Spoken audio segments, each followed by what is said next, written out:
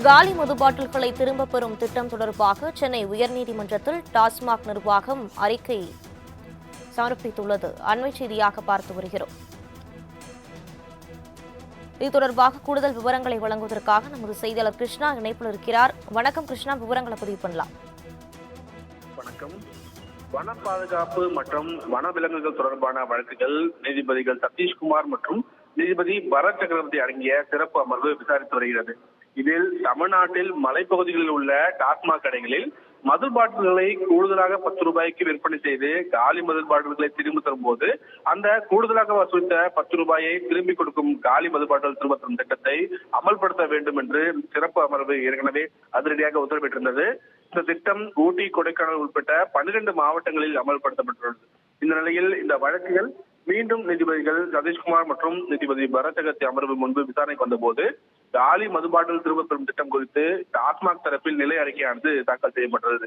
அதில் ஊட்டி உள்ளிட்ட 12 மாவட்டங்களில் மது பாட்டில்களை கூடுதலாக 10 ரூபாய்க்கு விற்பனை செய்தது மூலம் சுமார் 306 கோடியே 32,25,330 ரூபாய் வசூலிக்கப்பட்டதாகவும், காலி மது பாட்டில்களை திரும்பி கொடுத்தவர்களுக்கு சுமார் 297 கோடியே 12,61,280 ரூபாய் திரும்பி கொடுக்கப்பட்டுள்ளதாகவும், மீதமுள்ள 9 கோடியே 19,64,050 ரூபாயை தனி கணக்கில் வைக்கப்பட்டுள்ளதாக தெரிவிக்கப்பட்டுள்ளது. அதே போல கடந்த ஜனவரி மாதம் திருவாரூர் உள்ளிட்ட 5 மாவட்டங்களில் இந்த திட்டம் செயல்படுத்தப்பட்டது. இந்த திட்டத்திலும் சுமார் 2 கோடி ரூபாய் தனி கணக்கில் வைக்கப்பட்டுள்ளதாகவும், மொத்தத்தில் காலி பாட்டில்கள் திரும்ப பெறும் திட்டத்தில் சுமார் 12 கோடியே 62 லட்சம் ரூபாய் தனி கணக்கில் வைக்கப்பட்டுள்ளது. இதை படித்து பார்த்த நீதிபதிகள் இந்த அறிக்கையில் கூறப்பட்டுள்ள தொகை விவரங்கள் அனைத்துமே ஏற்றுக்கொள்ளும் விதமாக இல்லை என்று கூறினார்கள்.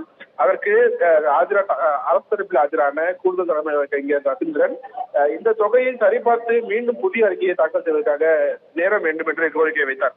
இதை ஏற்றுக்கொண்ட நீதிபதிகள் வழக்கின் விசாரணையை ஜூன் 7ஆம் தேதி தள்ளி வைத்து உத்தரவிட்டிருக்காங்க.